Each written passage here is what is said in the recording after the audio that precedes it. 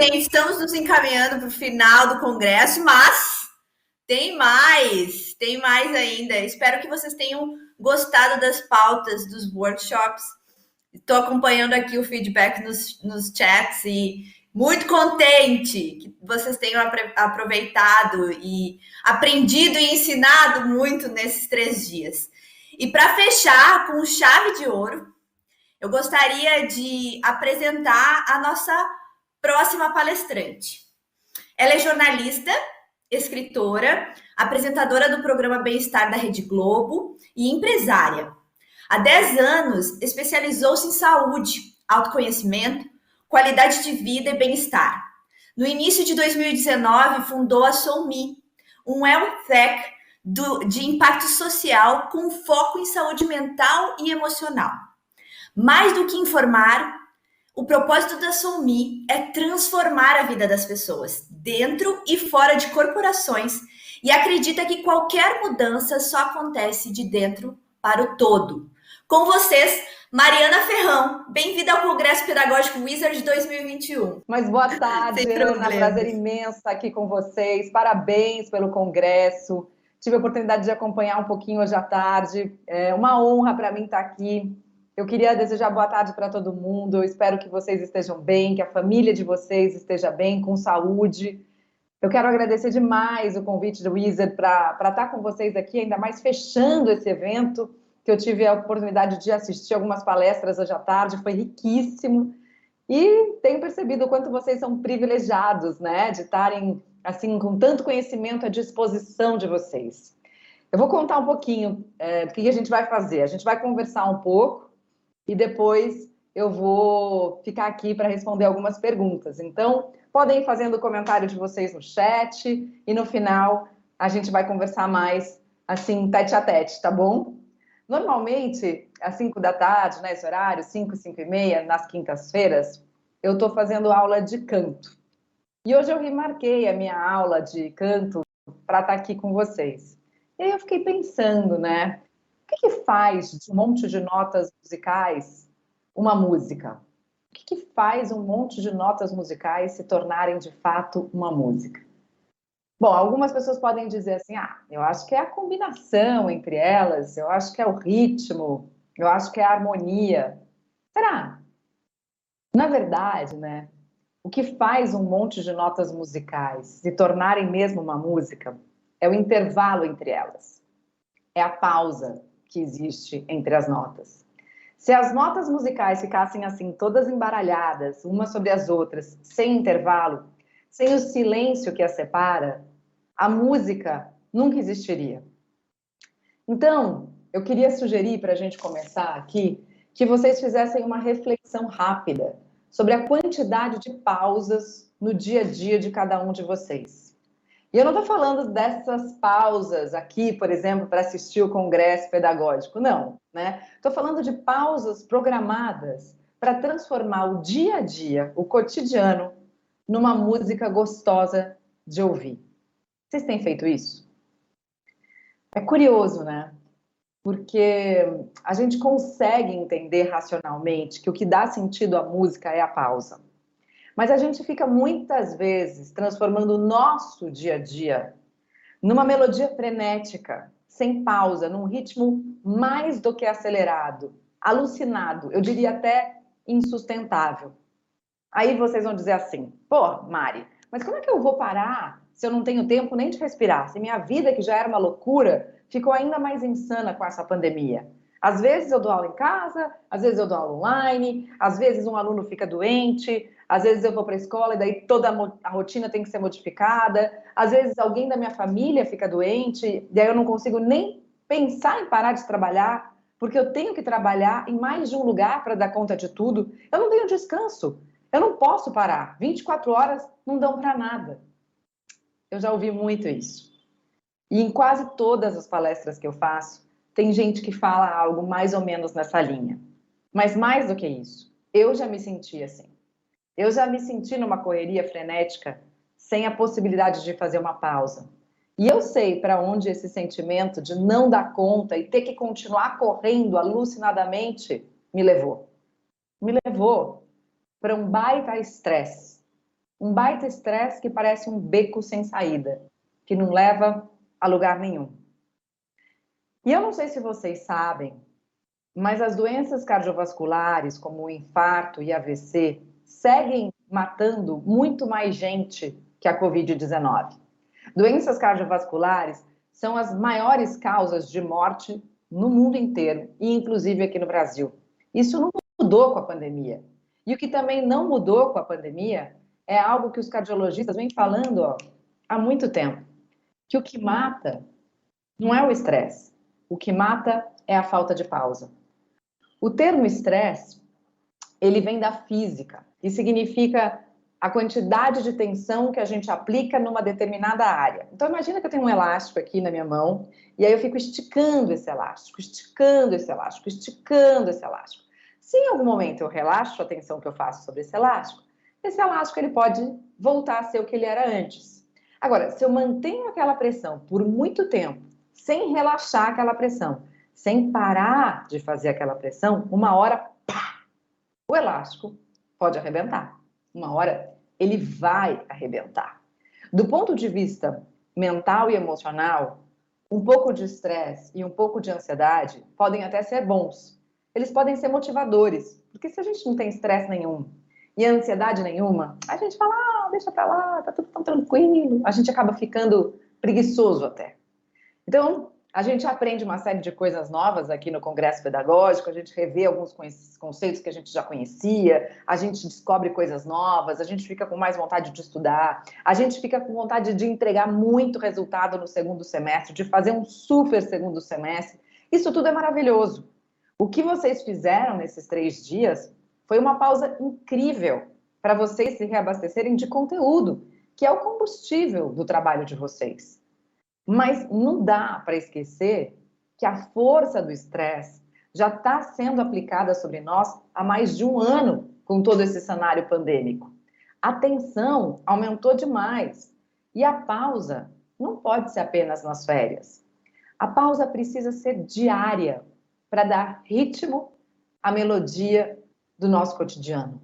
Para que no nosso cotidiano, na música do nosso cotidiano, caiba o autocuidado. Caiba a construção da saúde, porque a saúde é uma construção de micro-hábitos que a gente tem no nosso dia a dia. Bom, tá bom, Mari, mas então como é que a gente faz isso? Vamos começar a pensar junto? Já que a gente está falando de música, eu queria que vocês pensassem na música preferida de vocês.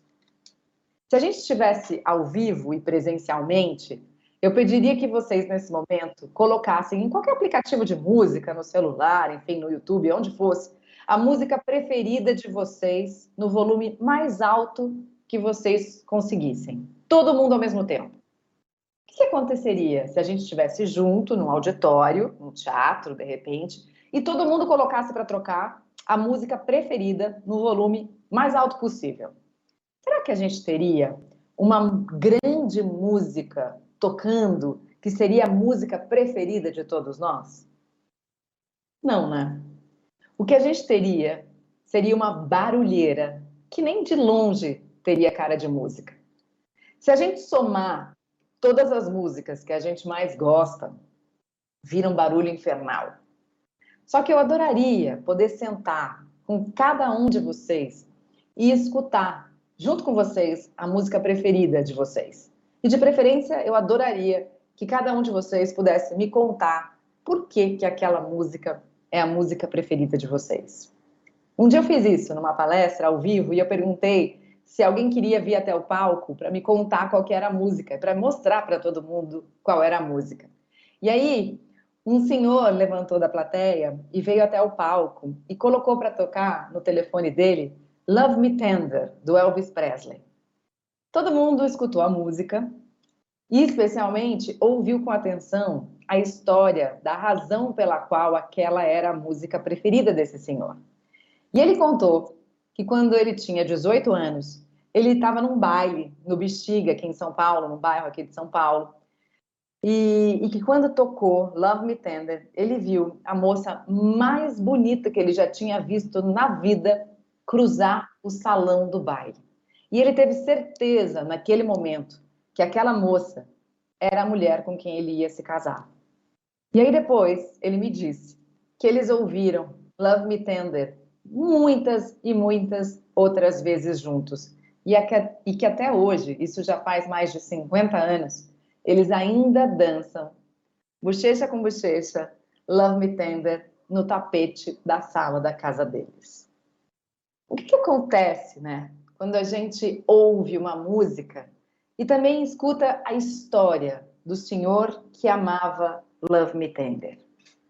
O que vocês acham que aconteceu com a plateia que estava ali naquele auditório, ouvindo Love Me Tender e ouvindo a história do senhor que era casado e que dançava com o rostinho colado há 50 anos uma música com a mulher que ele tinha visto cruzar o baile do Bexiga? Todo mundo se conectou com ele, todo mundo se conectou com a música e todo mundo se conectou com a história dele. Não apenas porque nós somos seres humanos e porque nós amamos histórias, mas porque as pessoas, as outras que estavam ouvindo, fizeram silêncio e se dispuseram a escutar a outra pessoa. Então, dica número 1 para conseguir parar, para a gente conseguir fazer pausas no nosso dia a dia e se escutar. Não dá para a gente se conectar com a gente se a gente não se ouvir, se a gente não se desligar de todos os ruídos externos, de todas as distrações que ficam o tempo inteiro tentando roubar a nossa atenção. Também roubam, é verdade, a atenção dos alunos, né? A gente, como professor, sabe muito bem disso, o quanto é difícil manter fixada a atenção dos alunos. Então, você pode estar tentando se encontrar, você pode estar tentando falar com você mesmo, você pode até estar tentando se ligar, você pode estar tentando se dizer alguma coisa, seu corpo pode estar tentando te dizer alguma coisa, e você pode nem perceber, porque você está no meio de uma barulheira infernal.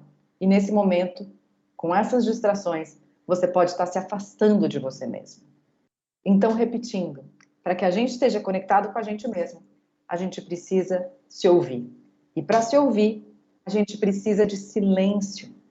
O silêncio nos permite ouvir os sussurros da nossa intuição.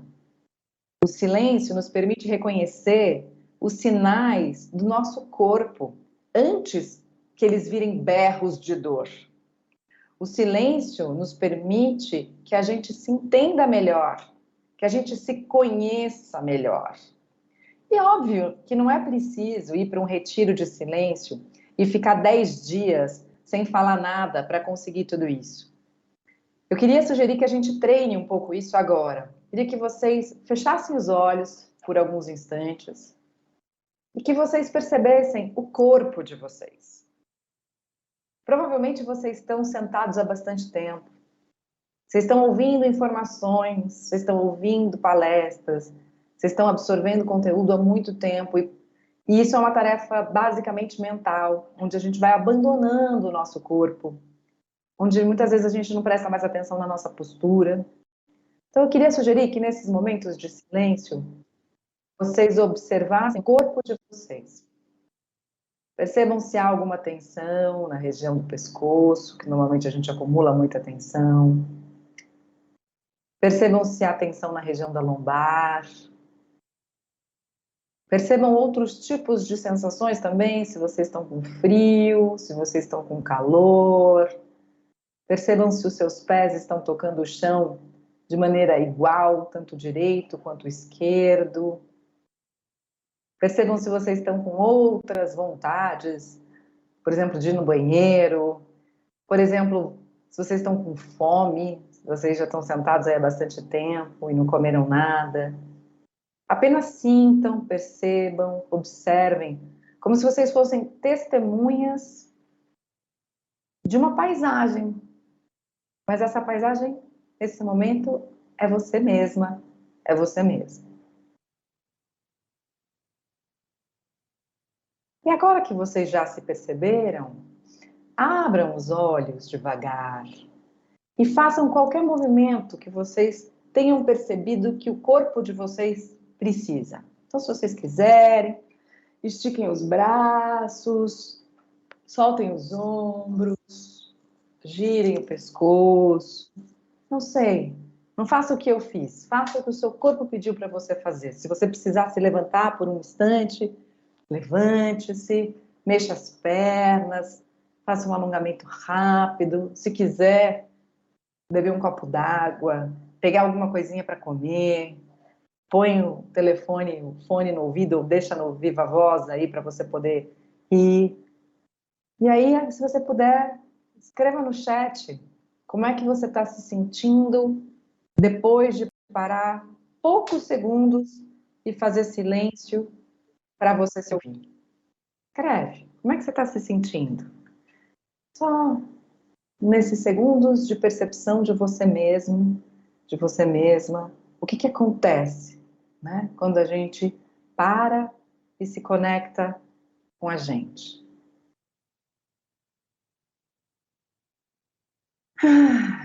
Dá uma sensação de que a gente está se olhando, né?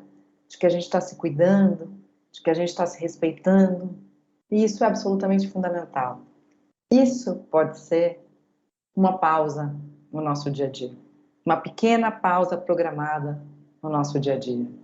Parar por alguns instantes e colocar a atenção no nosso corpo como se o nosso corpo fosse uma paisagem. O que essa paisagem precisa?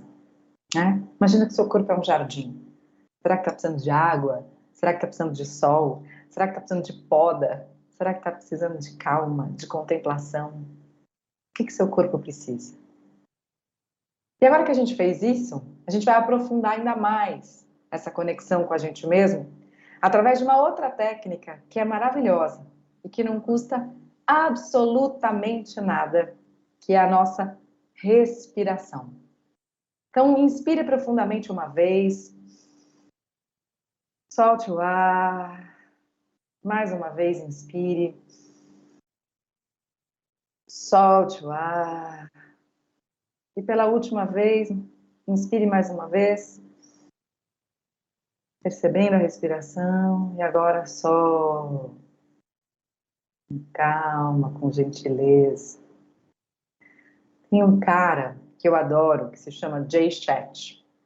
O Jay Shetty se formou em administração de empresas lá em Londres, na Inglaterra, mas ele estava completamente desmotivado com a própria carreira, com a vida, e decidiu ir para um monastério na Índia, porque ele tinha o sonho de ser monge. E quando ele chegou ao monastério, ele viu um pequeno grupo de monges, crianças, tendo aula. E o monge que estava dando aula para essas crianças era um monge de 10 anos de idade. As crianças eram menores, as crianças tinham por volta de 4, 5 anos. E aí o Jay Shetty olhou para aquele professor de 10 anos de idade e perguntou: o que você está ensinando para eles? E o pequeno professor respondeu com outra pergunta: o que você aprende na escola de onde você vem com essa idade? E aí o Jay Shetty disse: bom, eu aprendo números, eu aprendo as letras do alfabeto, se eu me lembro bem, é mais ou menos isso. E o pequeno monge disse: pois aqui a gente aprende a respirar. Respirar? Exato. Sabe por quê?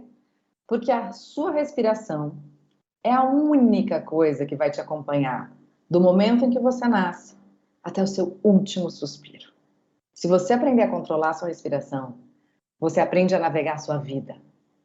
Você pode controlar a sua ansiedade melhor, você pode acalmar sua raiva, você pode aprender melhor, você pode ficar mais calmo, você pode ensinar melhor e, com certeza, você pode ser muito mais feliz. O que a gente fez com esse pequeno exercício de respiração mostra isso. Eu costumo brincar que não há irritação que resista a 3 inspirações conscientes. Então, a segunda dica para parar para alguns instantes, para incluir uma pausa no meio do dia a dia. Às vezes você tem um aluno que é desafiador, uma situação no trabalho que é desafiadora.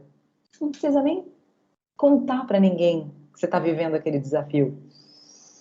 Enquanto você está vivendo aquilo, você está ali. Inspira, expira. Inspira, expira.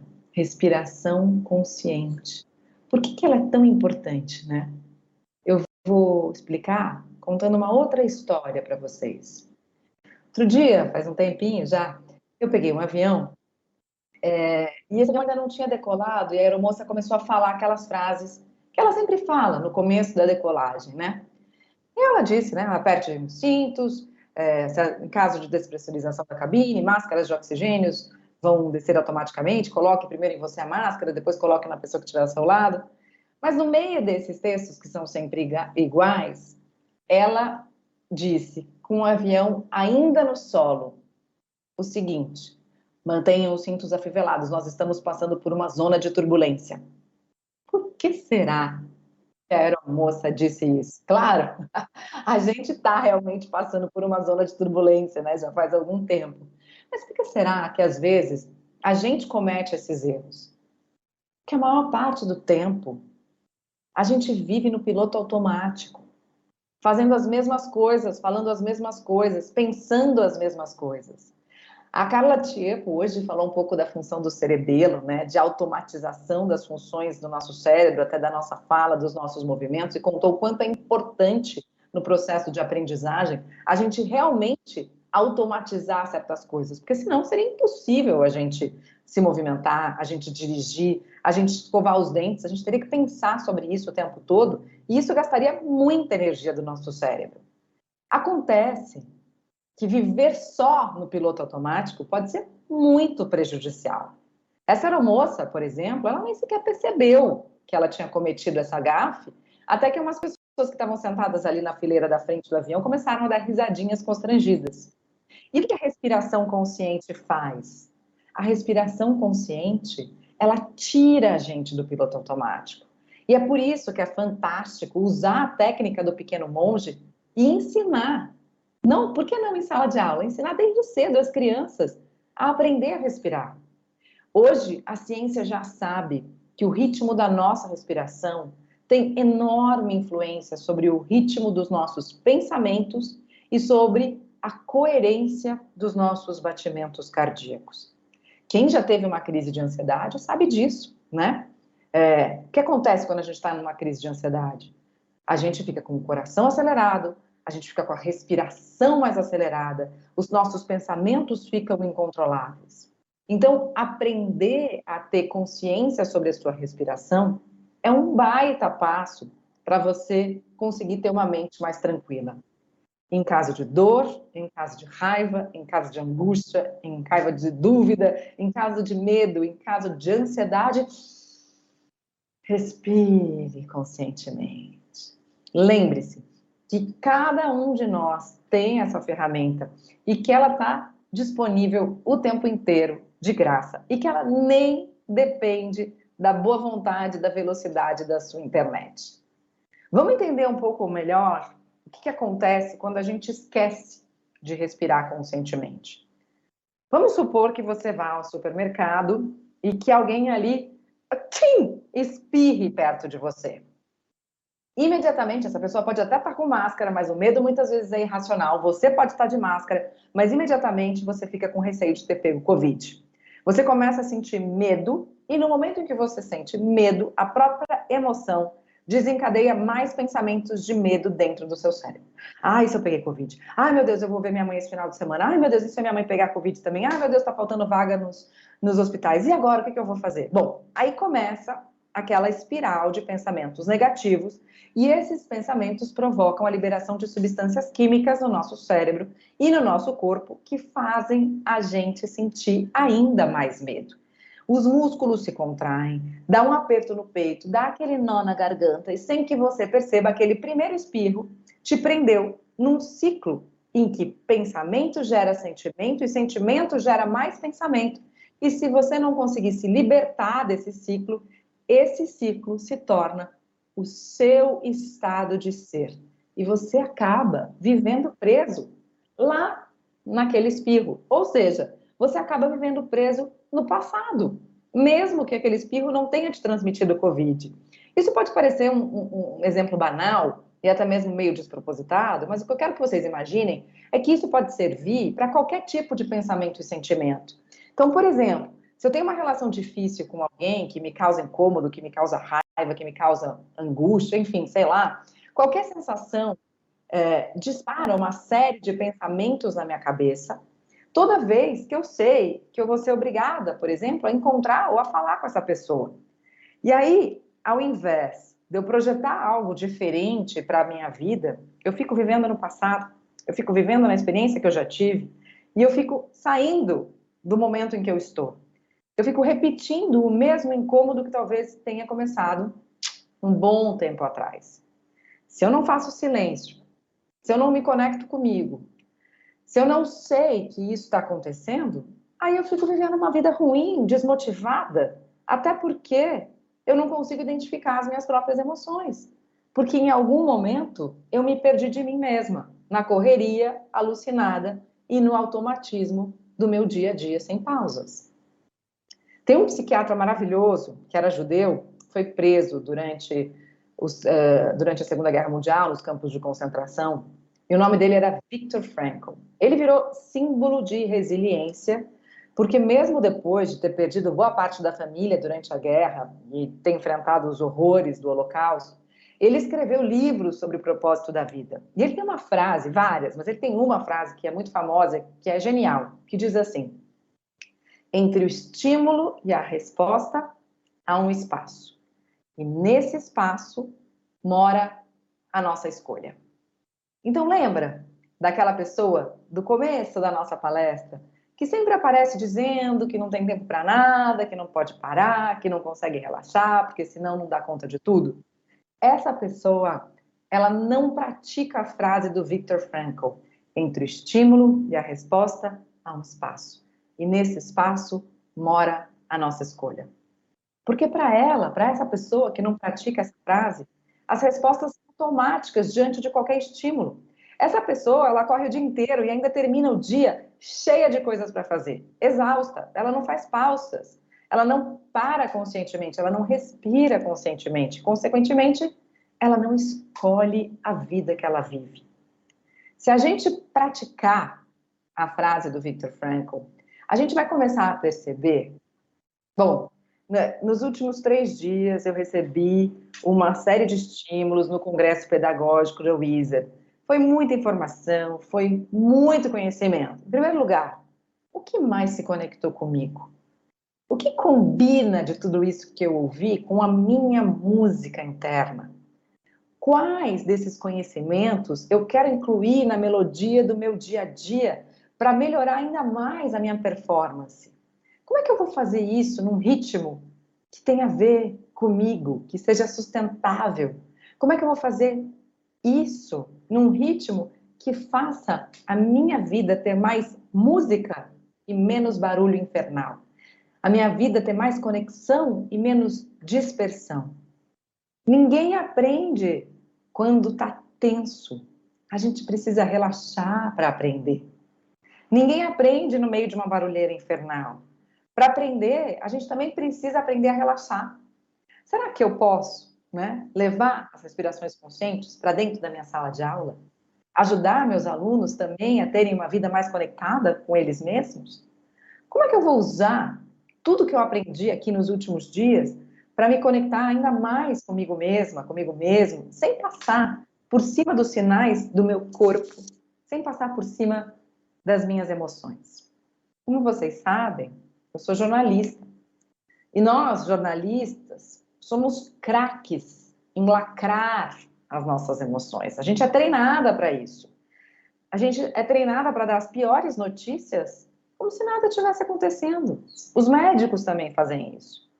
Claro, pode até ser uma forma de proteção quando você lida com realidades muito dolorosas.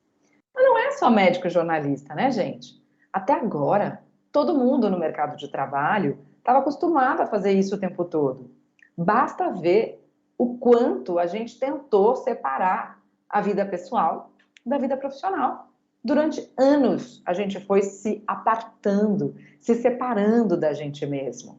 É claro que a gente tem várias facetas e vários papéis, mas a gente é a gente o tempo todo. Não dá para a gente esquecer quem a gente é, não dá para a gente deixar de ser quem a gente é.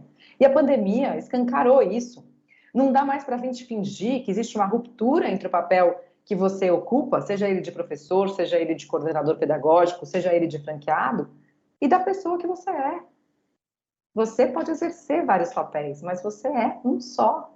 Quando a gente é médico, jornalista, advogado, professor, pedagogo, empreendedor, a gente não deixa de ser gente, deixa?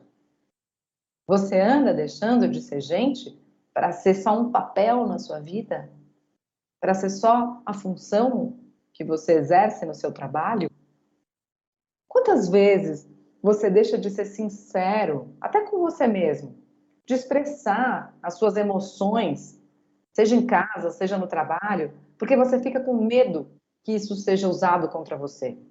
A gente fica com medo de ser excluído, de ser rejeitado, de ser preterido. A gente fica com medo de expor as nossas vulnerabilidades, porque a gente tem medo muitas vezes do julgamento dos outros. E aí, a gente acaba vendo o outro, muitas vezes, como nosso inimigo, como nosso adversário, mesmo que esse outro seja, às vezes, um aluno ou até um colega de trabalho. E aí, ao enxergar o outro como um inimigo, muitas vezes a gente acaba sendo hostil, desrespeitoso, ou pelo menos a gente guarda determinada mágoa ou um sentimento ruim dentro da gente. A gente não escuta com atenção, a gente não sorri, a gente não fala bom dia com alegria, a gente não abre a câmera, a gente marca e desmarca a reunião em cima da hora, a gente mexe no celular durante as apresentações, durante os calls, a gente não cumpre prazos, a gente faz comentários negativos sobre aquilo que a gente mesmo está fazendo, a gente coloca a culpa do erro nos outros. A lista é imensa de coisas que acontecem. Eu poderia aqui ficar falando horas sobre esse tipo de comportamento.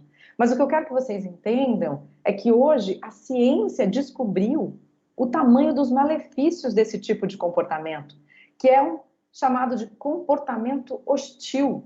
Estudos mostram que só nos Estados Unidos a hostilidade custa cerca de 6 bilhões de dólares por ano. Sabe por quê?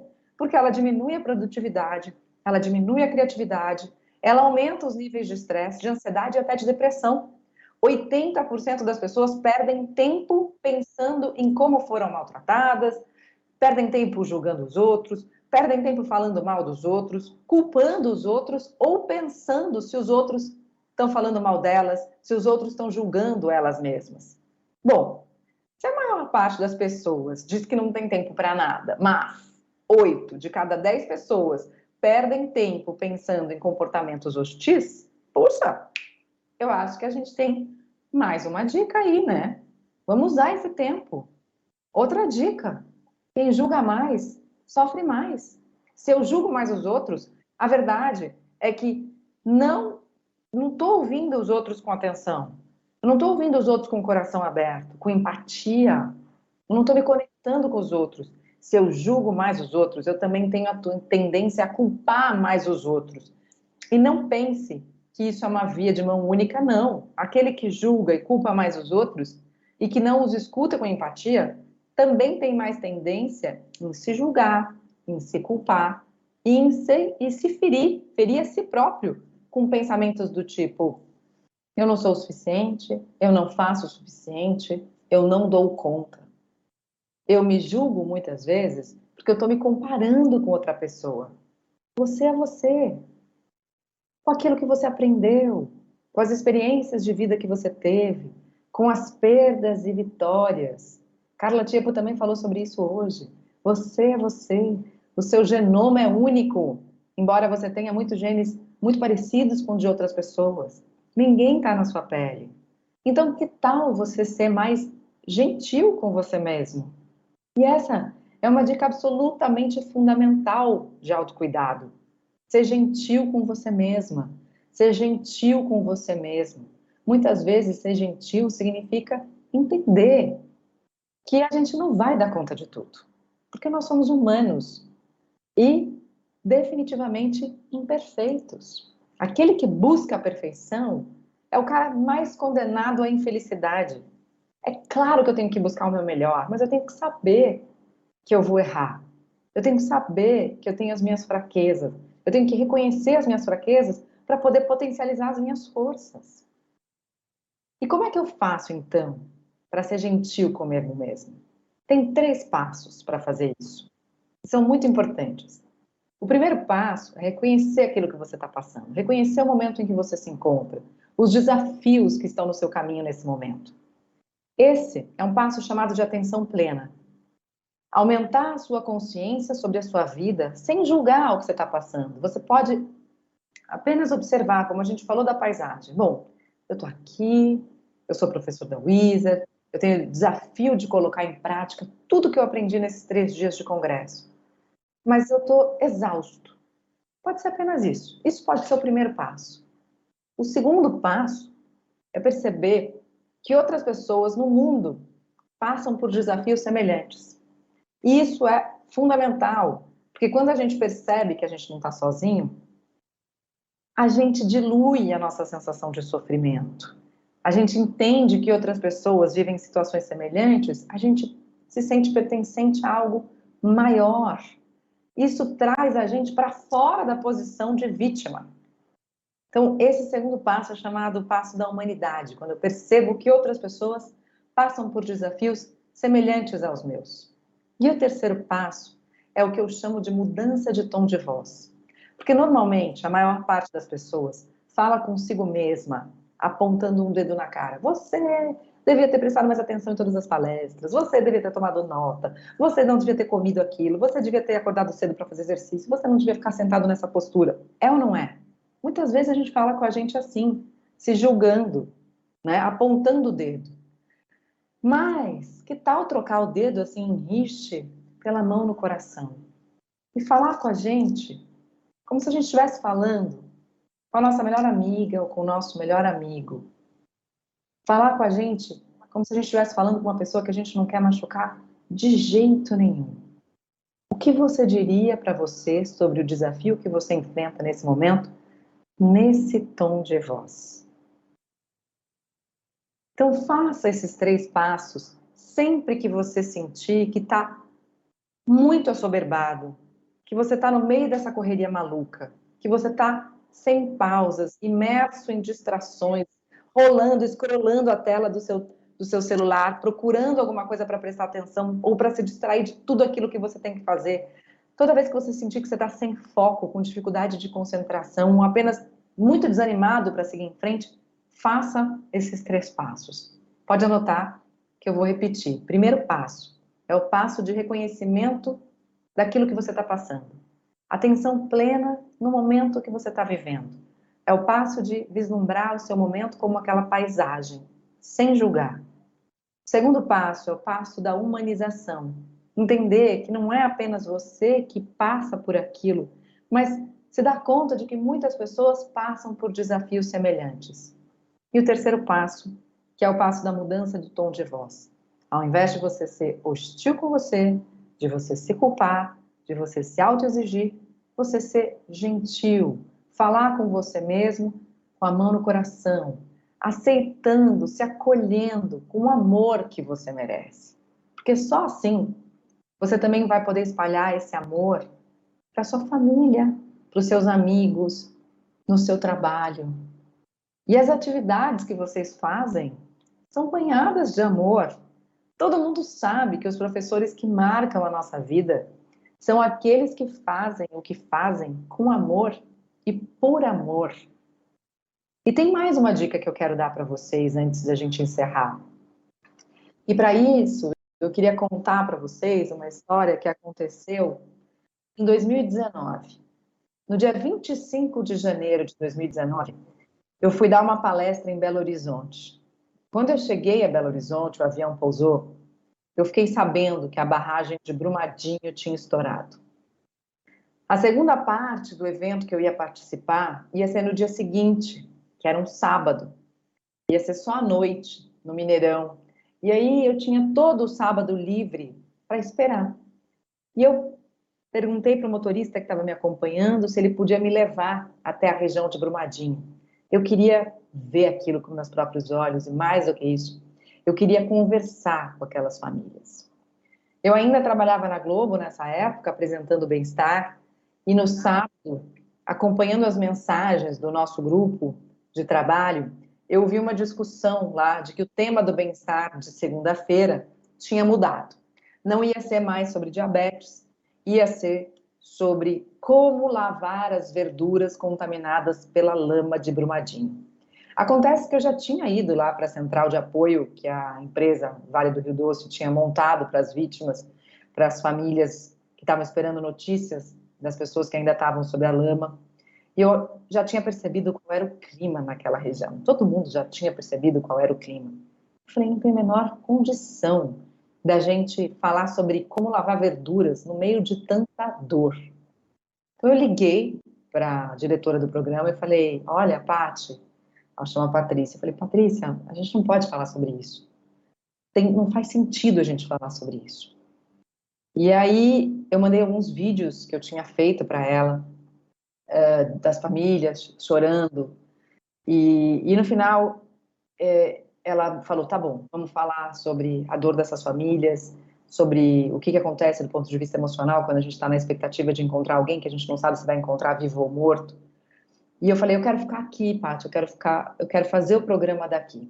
E aí ela pediu autorização para o diretor de jornalismo na época, e ele me deixou ficar lá para apresentar o programa lá de Brumadinho na segunda-feira. Eu passei o domingo inteiro com as famílias também, na segunda-feira apresentei o programa, e no final do programa ela me pediu se eu podia ficar lá a semana inteira acompanhando aquele caso de Brumadinho. Eu fiquei durante toda a semana, foi uma das coberturas de jornalismo mais intensas e mais difíceis que eu já fiz por conta da dor, do tamanho da dor das pessoas. E no último dia, eu estava numa pousada, tinha um restaurante comprido na pousada, eu fiquei muito amiga do maître do restaurante, e ele me contou várias histórias de pessoas que ele conhecia da região, e uma dessas pessoas que ele tinha me contado a história era o seu Edson. E no último dia, ele me disse assim, tá vendo aquele ali? Aquele ali é o seu Edson, que eu te contei a história.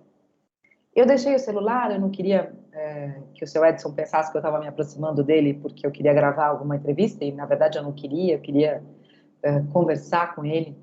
Deixei minha bolsa e sentei do lado do seu Edson. E aí o seu Edson olhou para mim e começou a me contar a história dele. E ele me disse que a casa dele ficava ao lado da barragem, que a casa dele havia sido completamente destruída, que ele percebeu uma movimentação porque os animais que ele tinha no quintal começaram a ficar muito agitados. Ele começou a ver que os porcos que ele tinha começaram a correr de um lado para o outro, começaram a fazer um barulho estranho. Ele também tinha alguns pássaros no quintal, começaram a piar mais alto do que o normal. E ele conseguiu sair da casa, ele e a mulher dele. Mas a mulher dele ficou muito preocupada com o cachorro e voltou para buscar o animal. E quando ela voltou para buscar o animal, o resto de terra que ainda tinha foi tomado pela lama, e a mulher do seu Edson foi encontrada morta dias depois com o cachorro nos braços. Ele olhou para mim, me contou essa história, obviamente, com olhos já super marejados, e eu também. E ele me disse assim, apontando as próprias roupas, isso aqui não é meu. O que eu tenho diante dos meus pés, esse chão que eu estou pisando, não é meu. Eu também não tenho mais um chão para chamar de meu. Esse teto que está aqui sobre as nossas cabeças também não é meu. Tudo que eu tinha foi levado pela terra, pela lama. 35 anos trabalhando na Vale, 35 anos de trabalho como consultor. Agora, eu não tenho nada. Ele acabou de me dizer isso. Me olhou bem nos olhos e me perguntou assim, e você? Quem é você? Quando o seu Edson me fez essa pergunta, eu apenas olhei nos olhos dele, abri o meu coração o máximo que eu podia e me coloquei ali, presente. Presente apenas para ouvir o que ele precisava me dizer. Eu não disse o meu nome para o seu Edson, porque meu nome não importava. O que importava para ele naquele momento, o que importava para a gente naquele momento, era a nossa presença, era a nossa disposição para estarmos ali, conectados. Quando a gente está 100% presente naquilo que a gente está fazendo, a gente cansa menos. Não apenas porque a gente se distrai menos, mas porque estar presente é o único jeito que a gente tem de valorizar o que a gente tem de mais precioso, que é a nossa vida. E todos nós que estamos aqui hoje, depois de mais de um ano de pandemia, somos sobreviventes. Então, que a gente possa estar presente em tudo aquilo que a gente faz, com o máximo de dedicação possível, com o máximo de atenção possível, para que a gente possa realmente valorizar o quão especial é estarmos aqui, vivos. E eu continuo aqui, agora, 100% presente, para responder as perguntas de vocês no chat. Não sei se a Ana quer entrar para falar, vai ler algumas perguntas, se eu leio as perguntas que vocês me mandaram no WhatsApp. Quero muito agradecer a oportunidade mais uma vez de estar aqui com vocês. Muito obrigada, Mariana. Extremamente inspirador. Eu tô aqui, essa palestra foi para mim, mas eu acho que todo mundo tá nesse sentimento. A gente recebeu muitos elogios, muito agradecimento. E recebemos uma pergunta e também criamos algumas perguntas, porque a gente quer te ouvir ainda mais. Vamos aproveitar muito esse momento. A pergunta que a gente recebeu do Lelo é sempre muito participativo nos nossos eventos. Ele perguntou o seguinte: existe estresse disfarçado de alegria?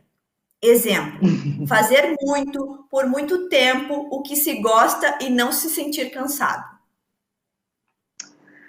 Lelo, olha só, o que os estudos mostram, e isso é bem preocupante, é que a maior parte das pessoas que tem burnout, o que é o burnout, né? É o estresse levado à última medida. É quando você se estressou tanto, você cansou tanto, você fez tanta coisa sem parar, que você não consegue mais seguir em frente, porque simplesmente você tem um apagão. Isso é o burnout, né? E o que os estudos mostram é que a maior parte das pessoas que têm burnout são aquelas pessoas que amam o que fazem. São aqueles que a gente chama dos workaholics. Mas não são aqueles workaholics que trabalham com cara carrancuda e que estão sempre reclamando do trabalho. Não! São as pessoas entusiasmadas, são as pessoas empolgadas, são as pessoas que de fato sentem muito tesão naquilo que fazem. E é óbvio, quando eu sou alimentada por essa empolgação, por essa motivação, por esse entusiasmo que eu tenho dentro de mim, fica mais fácil eu ter gás para dar mais, dar mais, dar mais, dar mais, dar mais, dar mais, dar mais, dar mais. E muito mais difícil eu perceber que eu preciso parar, né? Se a gente pensar um pouco nos nossos aparelhos celulares, né? Ou até no nosso computador agora, que virou também a nossa ferramenta de trabalho. Quando está chegando perto ali do vermelhinho e apontando que precisa recarregar, a primeira coisa que a gente faz é procurar uma tomada, procurar o carregador e plugar na tomada para que a gente não fique sem aquilo que a gente precisa. Mas o problema é que a gente não tem esse sinal piscando na nossa testa de que a gente precisa se recarregar.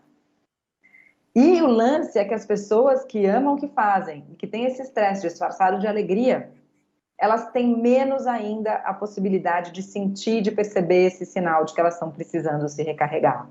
Por isso é que é tão importante a gente programar pausas no dia a dia e não deixar apenas as pausas para as nossas férias, para o momento distante, para o próximo feriado, porque inclusive a gente sabe que muitas dessas pessoas usam também aquela falsa sensação de que eu sou muito importante naquilo que eu faço, o meu emprego não pode ficar sem mim, eu não posso tirar férias, e elas vão acumulando anos sem férias, colocam compromissos nas férias, colocam cursos de extensão, pós-graduação nas férias, teses de mestrado e doutorado, não vou usar meu tempo de pausa para me dedicar mais a isso, e vão preenchendo todos os espaços vazios que elas têm. Então, por isso que no dia a dia, a gente se concentrar em alguns momentos, fazer silêncio, se perceber, se ouvir, respirar, fazer coisas que a gente gosta, que não tenham nada a ver com o nosso trabalho, né? Hoje eu estava aqui mexendo no meu jardim, mexendo na terra, sujando a mão de lama.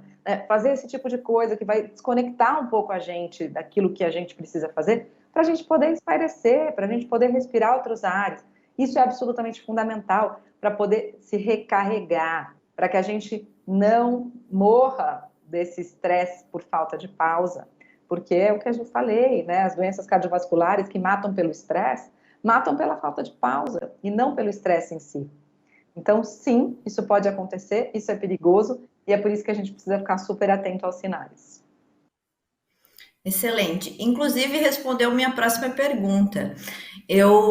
Essa era uma pergunta pessoal, inclusive, que há um tempo atrás eu tive burnout. E a minha pergunta é como evitar? Porque ninguém quer chegar a esse nível, né? E como você falou, realmente eu sou uma pessoa extremamente entusiasmada com o que eu faço com toda paixão, brilho nos olhos, só que chegou um momento que eu não tinha mais forças de fazer mais nada e as coisas iam acontecendo e tinha muita coisa para dar conta e eu não tinha mais força. É um esgotamento que não tem nem como explicar, assim. Então, para mim e para todos que estão ouvindo aqui, que tem uma rotina muito parecida com a minha, o que fazer? Né? Você já deu várias dicas aqui e de pausas, isso é algo bem importante. Algo que me ajudou muito também foi atividade física e também meditação. E eu acredito que é uma dica também bem importante, né? Se poder tirar um tempinho para meditar durante o dia ajuda bastante a gente manter a nossa saúde mental, né? Nossa, eu sou suspeita para falar, Ana, porque eu medito desde muito nova na minha vida, desde os 12 anos de idade. Eu tenho esse hábito porque eu ganhei um livro de um cara que era meu amigo, era dono de um sebo e que eu adorava visitar ele às tardes para discutir literatura, que eu sou apaixonada por literatura. E um dia ele me deu um livro que eu não sabia sobre o que era. E ele falou, Mai, esse livro é sua cara. Eu olhei para o livro, eu achei esquisito, porque o livro chamava Visualização Criativa, de uma autora que eu nem conseguia pronunciar o nome na época, que é a Shakti Gawain. Mas como toda criança curiosa, eu comecei a ler o livro e comecei a fazer os exercícios. Então eu comecei a meditar muito nova na minha vida e a meditação já me salvou de 2 episódios de depressão profunda que eu tive também na minha vida. Já me ajudou a me salvar. Não é que a meditação sozinha me salvou, mas me ajudou a me salvar e me ajuda muito no dia a dia a manter essa conexão comigo mesma. A atividade física, como você mesmo mencionou, ela é muito curioso, assim, porque depois que eu comecei a trabalhar no bem-estar, eu sempre adorei fazer atividade física. No momento em que eu tive uma depressão muito profunda aos 17 anos, obviamente eu não tinha nenhum ânimo para fazer atividade física, mas naquela época eu comecei a fazer terapia, tive que tomar remédio para depressão, e a minha terapeuta na época me falou para eu cuidar de 3 coisas. A primeira delas foi, cuida do seu sono, e a gente já pode falar disso daqui a pouco. A segunda delas foi, cuide da sua alimentação, procure prestar atenção naquilo que o seu corpo está afim de comer, naquilo que ele precisa. Tente usar a refeição como uma oportunidade também de se conhecer, de perguntar para você, será que eu quero hoje arroz ou macarrão? Será que eu quero uma maçã ou uma pera? Será que eu estou com vontade de comer salada ou uma sopa? Né? E aí procura fazer a sua alimentação. Fazer a própria alimentação é um baita ato de autocuidado também. E a terceira coisa que ela me falou naquela época foi, volte a praticar atividade física. E eu não tinha a menor ideia, né, que aos 17 anos, a partir disso, eu estava construindo com esses 3 pilares a saúde que eu tenho até hoje, e os pilares que depois eu ia falar, como diz o Fernando Rocha, né, que servem desde o encravado até caspa no cabelo, servem para tudo, né, sono, atividade física e alimentação, servem para a construção da nossa saúde. E ao longo do bem-estar, teve um estudo que me chamou muita atenção, que era específico sobre atividade física, que concluiu que quanto mais músculo a gente tem, mais resistente ao estresse a gente fica. Porque os músculos funcionam como uma espécie de filtro ao estresse. Então, se uma pessoa sem músculo tem a mesma, ou recebe a mesma quantidade de estresse que uma pessoa com músculo, com mais musculatura, essa pessoa com mais musculatura reage melhor ao estresse, ela sente menos os efeitos do estresse. Sem contar, né, a quantidade de neurotransmissores de prazer e de bem-estar que a atividade física traz, que são as nossas drogas naturais do corpo, né? A endorfina, serotonina, e tudo isso que a Carla Tiepo entende muito melhor que eu, mas que trazem muita sensação de bem-estar e que ajudam a gente a ter uma vida mais alegre e uma vida com menos burnout, né? Agora, a gente sabe também que sono, né, falando um pouquinho do sono, é absolutamente fundamental. O sono é um dos principais fatores, quando a gente tem insônia ou dorme mal, é um dos principais fatores para desencadear a depressão.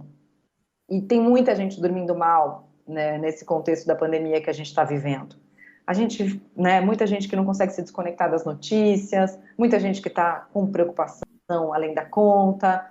E o que a gente precisa fazer, né? Aquela coisa básica da higiene do sono, eliminar telas pelo menos 1h30 antes de dormir, e baixando as luzes da casa, deixando que quando o sol vai se pondo, a gente está no inverno agora, né? E o sol tende a ir embora mais cedo, a gente deixar que quando o sol vai se pondo, a iluminação da nossa casa também vá diminuindo, para que a gente entenda, a gente tem um receptor de melatonina, que é o hormônio do sono, que depende da escuridão para ser disparado, né? E a melatonina é um indutor do sono. Se a gente não faz com que a gente fique no escuro, a gente não induz o nosso sono, a gente não começa a dormir, né? Então a gente precisa fazer com que o nosso corpo entenda isso. Não levar trabalho para o quarto de jeito nenhum, né? Os médicos sempre recomendam que ter um horário para acordar é fundamental, mesmo que você tenha dormido em horários diferentes, ter um horário para acordar sempre regular é muito bom para que você possa ter uma rotina de sono saudável. Então essas dicas também são dicas importantes de autocuidado. Excelente. A gente recebeu algumas perguntas agora, e uma delas também relacionada a isso é como identificar se estamos com burnout. Puxa, tem alguns sintomas do burnout, né? Um dos sintomas clássicos do burnout, e aí você também pode falar, até se você sentiu isso, Ana, é um certo cinismo em relação àquilo que você faz. É tipo, você parece que não liga mais, sabe? Ah, tá bom, tá. Fulano tá falando de mim no trabalho, eu tenho isso aqui para entregar, mas tô nem aí. Então a pessoa começa a entrar num distanciamento daquilo que ela tá fazendo, que é bem característico do burnout, porque não é a depressão é um pouco diferente. A depressão ela passa por uma apatia.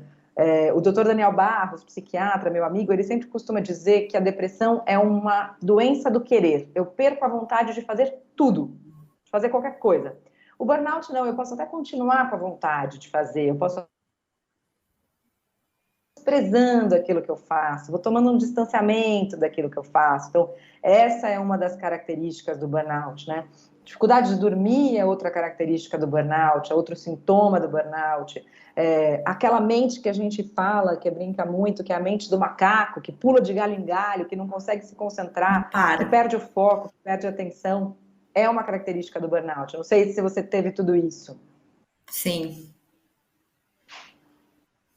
Exatamente. Então, exatamente. ficar atento a esses sinais também. Tem um dos disparadores do burnout também, porque o burnout tem muito contexto do ambiente, né? E o que aconteceu no nosso ambiente, se a gente pensar um pouco nessa pandemia, especificamente no ambiente dos professores das escolas, né?